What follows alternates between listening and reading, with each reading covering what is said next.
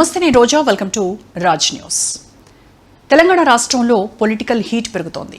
అధికార ప్రతిపక్షాల మధ్య విమర్శలు, ప్రతివిమర్శలు, ఆరోపణలు, ప్రత్యారోపణలు ఇవే నిత్యకృత్యం అవుతూ ఉన్నాయి.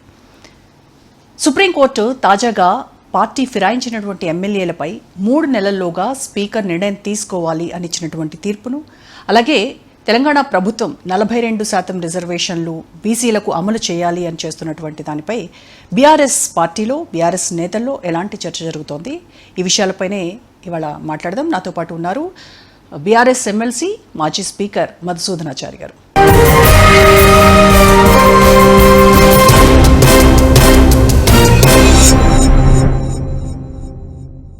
నమస్కారం మధుసూదనాచారి గారు. నమస్కారం అమ్మా. ఎలా ఉన్నారు సార్? చాలా బాగున్నాం అమ్మా. రైట్, 7.5 గడిచింది సార్ కాంగ్రెస్ ప్రభుత్వం అధికారంలోకి వచ్చి. సో ఇచ్చినటువంటి హామీలు ఏ మేరకు ప్రజలకు నెరవేర్చింది అని బీఆర్ఎస్లో చర్చ జరుగుతోంది. బీఆర్ఎస్లో జరగడం చర్చ అనేది దానికంటే ముఖ్యం ప్రజల్లో జరుగుతున్నటువంటి చర్చ. రాజకీయ పార్టీగా తప్పకుండా మాదైనటువంటి విమర్శ, మాదైనటువంటి సూచనలు ఉంటాయి. కానీ ప్రజాక్షేత్రంలో నేను గతంలో కూడా 1-2 ఇంటర్వ్యూలలో టీవీలకు చెప్పాను. ఒక ప్రభుత్వం మీద మంచి చెడు అనేది 3, 4, 5 సంవత్సరాలలో తేలుతుంది. మంచి ప్రభుత్వం అని, లేదు యావరేజ్ అని, లేదు బాగలేదని. కానీ తెలంగాణ రాష్ట్రంలో కాంగ్రెస్ పార్టీ అధికారంలోకి వచ్చినాక 6 నెలల నుండి 1 సంవత్సరంలోనే తీవ్రమైనటువంటి వ్యతిరేకత.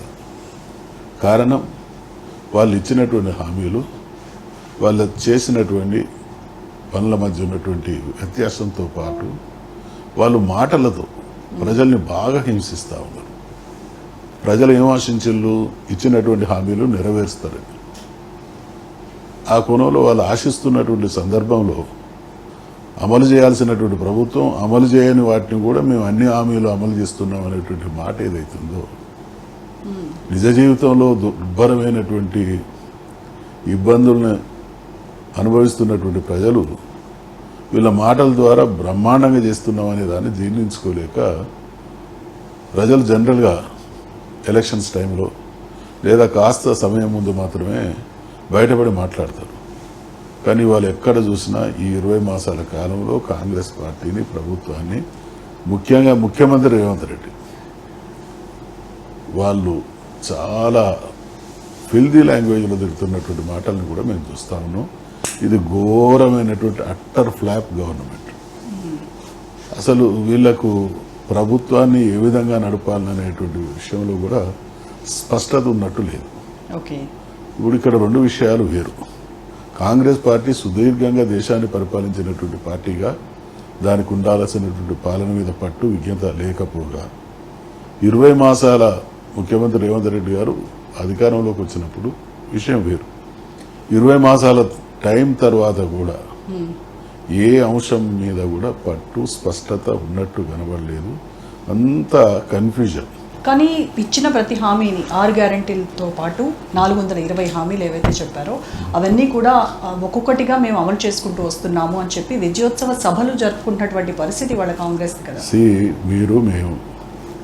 మనం సమాజంలో జరుగుతున్నట్టు వాటి పట్ల అవగాహన ఉన్నటువంటి వాళ్ళం, గమనిస్తూ ఉన్నటువంటి వాళ్ళు ఏం చెప్పిల్లమ్మా, 6 గ్యారెంటీలు 100 రోజుల్లో అమలు చేస్తాం.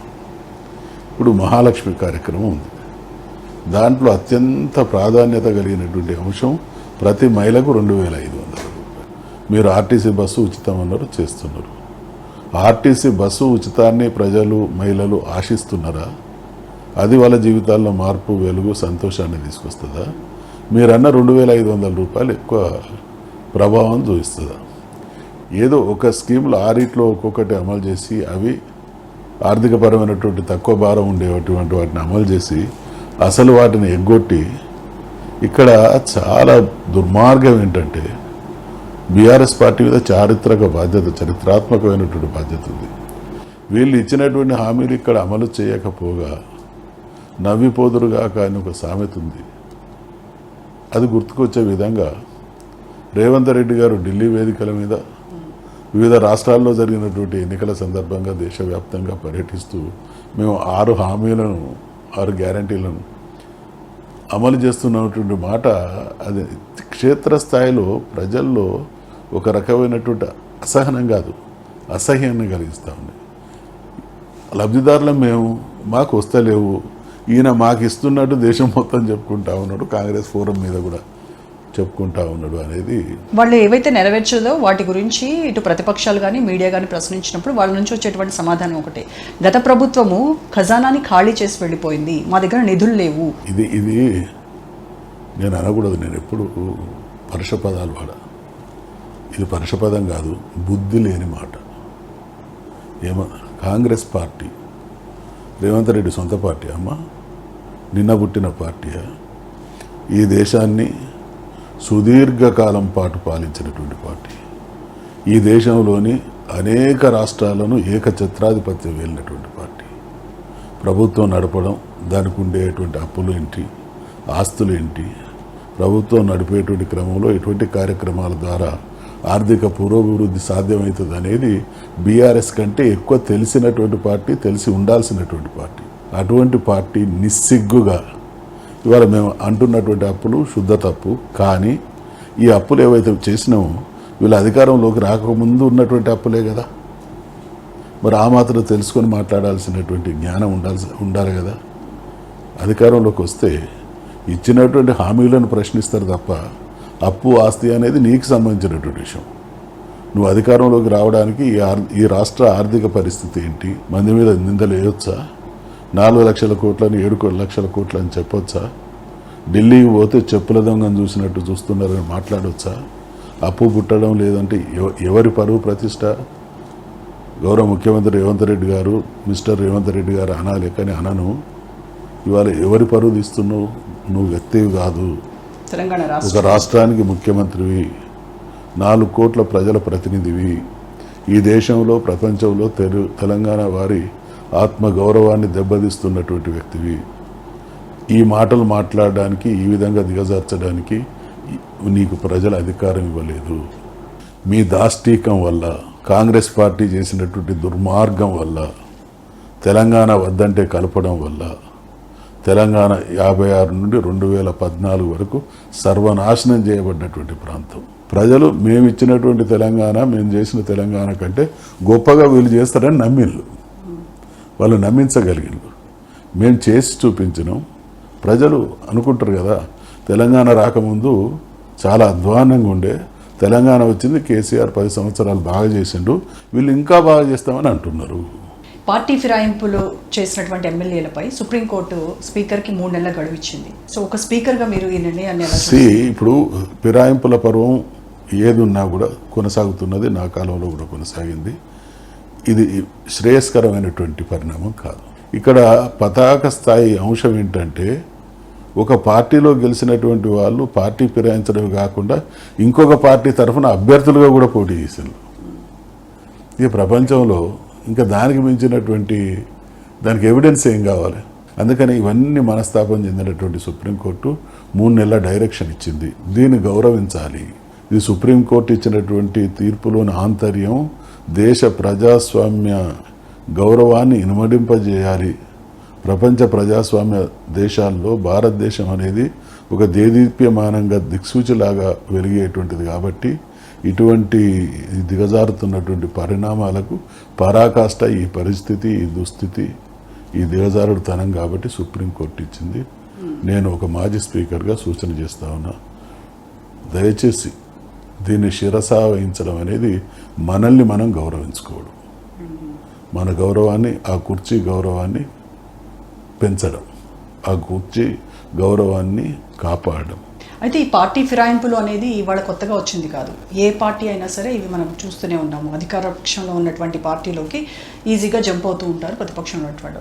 మీ హయాంలో కూడా జరిగింది. మరి అప్పుడు ఫిరాయింపులను ప్రోత్సహించినటువంటి బీఆర్ఎస్ ఇవాళ తమ పార్టీ ఎమ్మెల్యేలు వెళ్ళి కాంగ్రెస్లో జాయిన్ అయితే ఎందుకు దానిపైన? అప్పుడు జరిగింది ఏంటంటే, మీకు ఒక మనిషి ఒక నిర్ణయం తీసుకున్నాడు అనంటే దాని చారిత్రక నేపథ్యం కూడా అర్థం చేసుకోవాలి. జరిగింది ఏంటి? మాకు 63 మంది ఎమ్మెల్యేలతోని మేము అధికారంలోకి వచ్చాము. అప్పటి వరకు జరుగుతున్నటువంటి దుష్ప్రచారం ఏం దొరికినా, తెలంగాణ వస్తే నీళ్లుండవు, తెలంగాణ వస్తే నిధులుండవు, తెలంగాణ వస్తే పరిపాలన చేత కాదు, ఇటువంటి ముద్రలేసి తెలంగాణ ప్రభుత్వాన్ని అస్థిరపరచాలనేటువంటి కుట్ర జరుగుతూ ఉంది. ఈ ప్రభుత్వం ఎన్ని రోజులు నడుస్తుందో చూస్తాం. అంటే ఏంది కుట్ర? ఎట్టి పరిస్థితుల్లో దీన్ని డిస్టర్బలైజ్ చేసి తెచ్చినటువంటి తెలంగాణను ఆగం చేసి మళ్ళీ వాళ్ళ కుట్ర ఏంటంటే ఇన్ని రకాలటువంటి దుష్ప్రచారాలు చేసి ఆ దుష్ప్రచారాలను నిజం చేసి వీళ్ళకి పరిపాలన చేత కాదనేటువంటి ముద్రేసి మళ్ళీ కలపాలనేటువంటి దుర్మార్గపు కుట్ర జరిగింది. ఇది బాహ్య ప్రపంచానికి తెలియదు. దీన్ని ఫుల్ స్టాప్ పెట్టాలంటే మాకు తిరుగులేని మెజార్టీ అవసరం. ఆ రోజు మాకున్నది 63 మంది, 56 మంది బయట ఉన్నారు. కారు కూతలు వినిపిస్తున్నాయి, డిస్టర్బలైజ్ చేసేటువంటి ప్రయత్నం జరుగుతూ ఉన్నది. తెలంగాణ ప్రజలు ఆశించినటువంటి లబ్ధిని చేకూరిస్తే తెలంగాణ సమాజం శాశ్వతంగా దాన్ని స్వాగతిస్తారు, దాన్ని గుండెలలో దాచుకుంటారు. కానీ ఏదైనా జరగడానికి జరిగితే ఎవరమైతే మేము తెలంగాణ కోసం కొట్లాడినామో మా మీద దుమ్మెత్తిపోసేటువంటి ప్రయత్నం జరుగుతుంది. కాబట్టి అటువంటి కుట్ర కనబడుతున్నది. కాబట్టి దాన్ని నిర్వీర్యం చేసి అనివార్యమైనటువంటి పరిస్థితులలో ఏది చేసినా తెలంగాణ రాష్ట్ర సాధన దాని ప్రయోజనాల కోసమే కొన్ని అనివార్యమైనటువంటి నిర్ణయాలు తీసుకొని ఆ క్షణానికి అది కరెక్ట్ కాదనుకున్న దీర్ఘకాలిక ప్రయోజనాల నిమిత్తం మేము ఆ చర్యలు తీసుకున్నాం. సో ఇప్పుడు వాళ్ళకి అసెంబ్లీలో బలమైన మెజారిటీ ఉన్నప్పటికీ కూడాను ప్రతిపక్షం నుంచి వచ్చినటువంటి ఎమ్మెల్యేలను స్వాగతించారు అని అంటే అది ప్రతిపక్షాన్ని ఓ రకంగా నిర్వీర్యం చేయాలి అనేటువంటి కుట్ర అని అంటారా? వాళ్ళకు తెలుసు మేము ఆచరణ సాధ్యంగా అని హామీలు ఇచ్చాం.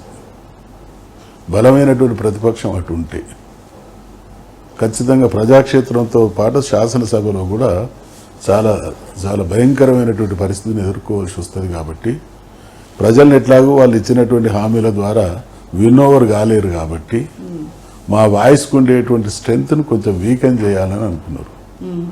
కానీ ఏ విషయంలో కూడా వాళ్ళు కృతకృత్యులు అయ్యేది లేదు. బేసిక్గా చెప్పేది మేము సాధించినాము, తెలంగాణను బ్రహ్మాండంగా చేసి చూపించినాము, అన్ని విషయాల పట్ల అన్ని అంశాల పట్ల సంపూర్ణమైనటువంటి అవగాహన ఉంది. ఇవాళ ఏమున్నదండి ఢిల్లీలో 50 సార్ల నిన్ననో ఇవాళ పేపర్లో చూసినాం 50సారి అంటే ఏందమ్మా? విమానంలో గడిపిన మీకు సూటిగా అడుగుతున్నా మీ ద్వారా ముఖ్యమంత్రి గారిని, ఆయన విమానంలో గడిపిన గంటలేని సెక్రటేరియట్లో గడిపిన గంటలేని సెక్రటేరియట్లో గడిపిన రికార్డు తీయమని చెప్పమనండి. ఢిల్లీ ఆయన ప్రయాణించేటువంటి విమానంలో గడిపినటువంటి సమయం ఎంత, ఈ 20 మాసాల కాలంలో సెక్రటేరియట్లో గడిపిన సమయం ఎంత? అంటే ఒక ముఖ్యమంత్రి హోదాలో కేంద్రంతో పనులు ఉంటాయి, తర్వాత వాళ్ళ ఢిల్లీ అధిష్టానం అక్కడ ఉంది, కలిస్తే తప్పేముంది? ఇప్పుడు మంచి మాట ఇవన్నీ. ఎప్పుడు అంటే మీరు ఎక్కడికైనా పోతే ఆడ పనులు జరుగుతున్నాయి, సపోర్ట్ దొరుకుతున్నది, నేను అనుకున్న పనులు అవుతున్నాయి అని అంటే పోవాలి. ఇప్పుడు ఇలా అనేక ఉన్నాయి. ఆయన వ్యక్తిగత ప్రయోజనాలు ఉన్నాయి, రాష్ట్ర ప్రయోజనాల పేరిట నమ్మించడం కోసం పోయేటి ఉన్నాయి. ఆ కప్పం బాగా ఢిల్లీకి లెక్కలు చూసుకొని అప్పచెప్పాల్సినటువంటి మూటల కోసం పోతున్నటువంటి పనులు ఉన్నాయి. ఆయన ఇతరత్ర పోయే వాటిలో ఫలితాలు ఎట్లుంటున్నాయో తెలియదు. కానీ ప్రజా ప్రయోజనాలను ఆశించి పోయినటువంటి సందర్భాల్లో ప్రజా ప్రయోజనాలు నెరవేర్చబడినటువంటి దాఖలాలు అయితే కళ్ళద్దాలు కాదు, బైనాకులర్ కాదు, టెలిస్కోప్. బీసీలకి 42% రిజర్వేషన్ల కోసం కాంగ్రెస్ బిల్లును తీసుకొచ్చింది. దీనిపైన 9th షెడ్యూల్లో పెట్టి దీన్ని ఒక చట్టం చేయాలి అని పోరాడుతోంది. దీనిపై బీఆర్ఎస్ స్టాండ్ ఏంటి? ఇప్పుడు మీరు కూడా గమనించి ఉంటారు,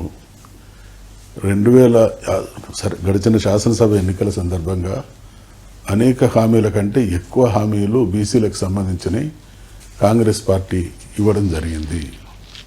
42% రిజర్వేషన్లు అమలు చేస్తామని, కులగణన చేస్తామని, బీసీలకు సంబంధించినటువంటి సబ్ లైన్కు చట్టబద్ధత తీసుకొస్తామని, ఏడాదికి 20,000 చొప్పున 5 సంవత్సరాల కాలంలో 1,00,000 కోట్ల నిధులతోని తెలంగాణ బీసీలను బ్రహ్మాండంగా అభివృద్ధి చేస్తామని చెప్పారు. ఇప్పుడు చెప్పడం వరకు గంభీరంగా చెప్పారు. బీసీ సమాజం ఎప్పటి నుంచో మదనపడుతున్నది. కారణం కాంగ్రెస్ పార్టీ, కాంగ్రెస్ ప్రభుత్వం. దేశంలో 50% పైగా ఉన్నటువంటి బీసీల పట్ల ఇప్పటి వరకు కాంగ్రెస్ పరిపాలించినన్ని సుదీర్ఘ కాలంలో కులగణన జరగాలి. 50% పైగా ఉన్నటువంటి సింపుల్ లెక్కలు ఉంటాయమ్మా. తెలంగాణలో ఎన్ని పులులు ఉన్నాయంటే లెక్కలు ఉన్నాయి. తెలంగాణలో ఎన్ని లేపర్స్ ఉన్నాయంటే లెక్కలున్నాయి. తెలంగాణలో అంటే ఈ చిరుత పుల్లు, పెద్ద పుల్లు, జింకలు ఈ లెక్కలు ఉన్నటువంటి ప్రభుత్వాల దగ్గర ఉన్న లెక్క. కాంగ్రెస్ దేశానికి స్వాతంత్రంలో ప్రధాన పాత్ర పోషించినటువంటి పార్టీగా మెజార్టీ ప్రజలు ఉన్నటువంటి బీసీల కులగన చేయకపోవడం చారిత్రక తప్పిదం. మేము ఒక బీసీ బిడ్డగా, బీసీ ఉద్యమకారుడిగా ఈ దేశంలో మేము ఇప్పటి వరకు 2వ శ్రేణి పౌరులుగా అవమానించబడుతున్నాం. అందుకే ఇన్ని రకాల దుర్మార్గాలు చేసినటువంటి కాంగ్రెస్ పార్టీ ఇవాళ దేశంలో ఉన్నటువంటి బీసీలమైన మేము సగౌరవంగా మేమెంతో మాకంతా, రాజ్యాధికారంలో మా వాటా మేమెంతో మా వాటా అంటున్నటువంటి మేము ఇవాళ మేము అన్నటువంటి మాట కాదమ్మా. 42% రిజర్వేషన్ అనేది కాంగ్రెస్ పార్టీ తన మేనిఫెస్టోలో చెప్పింది. మేము మా నినాదం మేమెంతో మాకంతా. మరి 42% హామీ ఇచ్చి, ఇందాక నేను చెప్పినటువంటి అనేక హామీలు ఇచ్చి ఏడాదైనా కూడా దాన్ని ఊసేత్తలే. అప్పుడు మా నాయకత్వం తెలంగాణ ప్రయోజన కోసం పుట్టినటువంటి పార్టీగా అభివృద్ధి సంక్షేమ కార్యక్రమాలను నిలదీస్తూనే బీసీల విషయంలో ఘోరమైనటువంటి అన్యాయం జరుగుతూ ఉన్నది. కాబట్టి అసలు బీసీలకు రిజర్వేషన్ ఏ రకంగా అమలవుతుంది అనేది స్టడీ చేయడం కోసం నా ఆధ్వర్యంలో ఒక డెలిగేషన్ను తమిళనాడు పంపాం. మేము చాలా 2 రోజులు ఉండి అక్కడ ఉండేటువంటి ఐఏఎస్ ఆఫీసర్లను, ఆడుండేటువంటి ఆ రోజులలో పెరియార్ రామస్వామి గారు ఆ ఉద్యమాన్ని లీడ్ చేసినటువంటి నాయకుడు, బీసీల విషయంలో వీరోచితమైనటువంటి పోరాటం చేసి ద్రవిడ మూమెంట్ను బలమైనటువంటి శక్తిగా మరల్చినటువంటి నాయకుడు ఆయన. కాబట్టి ఆయన లిటరేచర్, ఆయన ఆఫీస్కి పోయి దాని బ్యాక్గ్రౌండ్ అంతా తెలుసుకొని అల్టిమేట్గా ఎట్లొస్తుంది అనేది జయలలిత గారు ఢిల్లీకి వెళ్ళి అసెంబ్లీలో తీర్మానం చేసి దేశంలో ప్రధానమంత్రికి థ్రెట్ ఇచ్చి ఒక స్టేజ్లో వాళ్ళు ఇచ్చినటువంటి థ్రెట్ ఏంటంటే, మీరు కనుక మాకు న్యాయం చేయకపోతే మేము ప్రత్యేక ద్రవిడ దేశం కోసం కొట్లాడుతూ ఉన్నాం. ఆ స్థాయి వాయిస్ పెంచి చివరికి 9th షెడ్యూల్లో తెచ్చుకున్నాం. 69% రిజర్వేషన్ ఇప్పుడు అమలు అవుతుంది. 9th షెడ్యూల్లో చేర్చడం ద్వారా మాత్రమే అది పరిష్కారమైంది. అంటే ఇప్పుడు ఇది 50% అంటే దీనిలో ముస్లింలు కూడా రిజర్వేషన్లు ఇవ్వడం అనేది పెద్ద అడ్డంకిగా చూపిస్తోంది బీజేపీ. మరి అనేక రాష్ట్రాల్లో అది అమలవుతున్నాయమ్మా.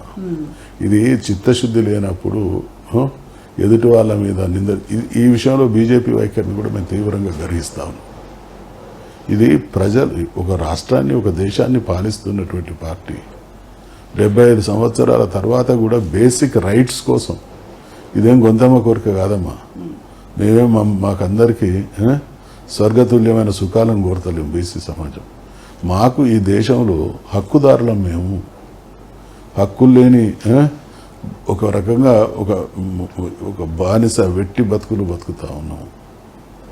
ఈ స్థితి నుంచి మేము బయటపడాలంటే మాకు కాన్స్టిట్యూషనల్ ప్రొటెక్షన్, రైట్స్ కావాలని మాట్లాడుతున్నాం. సో బీసీ రిజర్వేషన్లపై ఈ నెల 8న కరీంనగర్లో మీరు తలపెట్టబోయే సభ ఎలా ఉండబోతుందంటారు? కరెక్ట్. కరీంనగర్ కేంద్రంగా చాలా బీసీ గర్జన, బీసీల వాయిస్ వినిపిస్తాం. మేము బీఆర్ఎస్ పార్టీ మేము ప్రజా క్షేమం, తెలంగాణ కోసం కొట్లాడినా తెచ్చినాం. దానికి అన్యాయం జరిగితే ప్రతిఘటిస్తున్నాం, పోరాటం చేస్తున్నాం. ఇప్పుడు మేము సీరియస్గా తీసుకున్న మరో అంశం తెలంగాణ బీసీలకు సంబంధించింది. అందుకనే కరీంనగర్ మా సెంటిమెంట్. బీఆర్ఎస్ పార్టీ గడిచిన ఉద్యమ కాలంలో కానీ ఆ తదనంతరం కానీ అనేక కార్యక్రమాలని అక్కడ ప్రారంభించడం ద్వారా అద్భుతమైనటువంటి ఫలితాలు సాధించుకున్నాం. కాబట్టి ఆ సెంటిమెంట్ను దృష్టిలో పెట్టుకొని కరీంనగర్లో 8వ తారీఖు నాడు బీసీల వాయిస్, సభకు వేరేం లేదు, మా బీసీ వాయిస్ ఏకోన్ముఖంగా ఢిల్లీ పార్లమెంటును తట్టే విధంగా ఈ వీళ్ళ రేవంత్ రెడ్డి కాంగ్రెస్ పార్టీ ప్రభుత్వ కళ్ళు తెరిపేయించే విధంగా కార్యక్రమం ఉంటుంది. ఓకే, ఈ సభకి కేసీఆర్ హాజరవుతారా? చూద్దాం. అంటే ప్రతిపక్ష నేత, ప్రధాన ప్రతిపక్ష నేత, అలాగే బీఆర్ఎస్ అధినేత అయినటువంటి కేసీఆర్ అసెంబ్లీకే రావట్లేదు అని. అది తప్పమ్మా. ఆయన ఇప్పుడు కేసీఆర్ గారు అసెంబ్లీకి రావాలంటే ఏ స్థాయిలో అసెంబ్లీ ఉండాలమ్మా. ఎక్కడైతే ఆయన ఒక్కడిగా ఉండి గర్జించిన సభ, ఒక్కడిగా ఉండి తెలంగాణ రాష్ట్రం సాధించే వరకు తెలంగాణ రాష్ట్ర ఆనాటి ఆంధ్రప్రదేశ్ శాసనసభలో బీఆర్ఎస్ టీఆర్ఎస్ పార్టీ సభ్యుడిగా ఒక్కడుండి గర్జించిన సభ మీకు గుర్తునే 2004 2001 నుండి 4 వరకు ఆయన ఒక్కడే తెలంగాణ 3 కోట్ల గొంతుకలు ఒక్కడే నినదించినటువంటి సభ.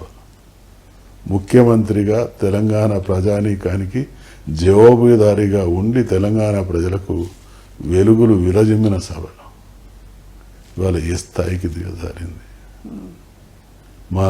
మా హరీష్ రావు, మా కేటీఆర్, మా బీసీ నాయకులు సంధించే ప్రశ్నలకు జవాబులు చెప్పలేక పలాయనం చిత్తగిస్తూ ఉన్నారు. మేము శాసన మండలిలో పెద్దలం కాబట్టి చాలా డిగ్నిఫైడ్గా మాట్లాడుతున్నాం, సమాధానం లేదు.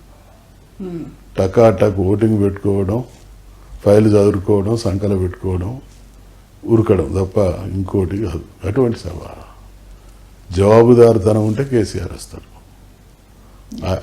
ఆ స్థాయి వాతావరణాన్ని దిగజార్చి ఒక రకంగా సభ పవిత్రతను దెబ్బతీస్తున్నారు. కాబట్టి అయినా కేసీఆర్ గారు ప్రతి సభలో ఆయన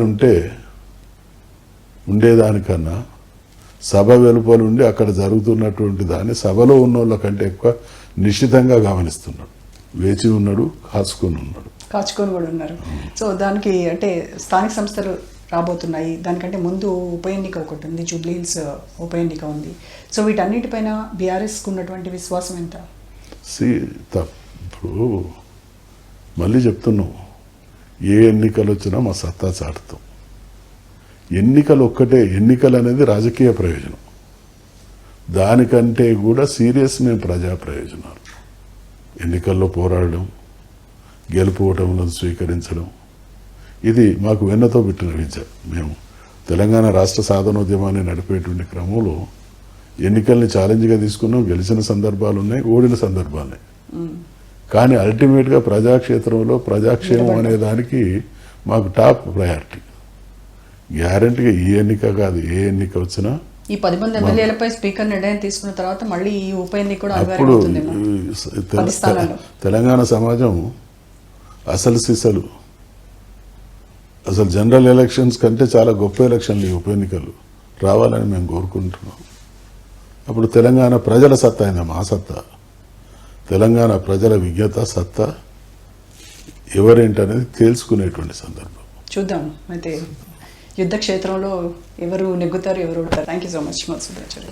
చాలా సంతోషం. రాజు న్యూస్ యాజమాన్యానికి, వచ్చినటువంటి మీకు, ఈ కార్యక్రమాన్ని చూడబోతున్నటువంటి వీక్షకులందరికీ కూడా నా హృదయపూర్వకమైనటువంటి అభినందనలు, ధన్యవాదాలు, సెలవు, కృతజ్ఞత.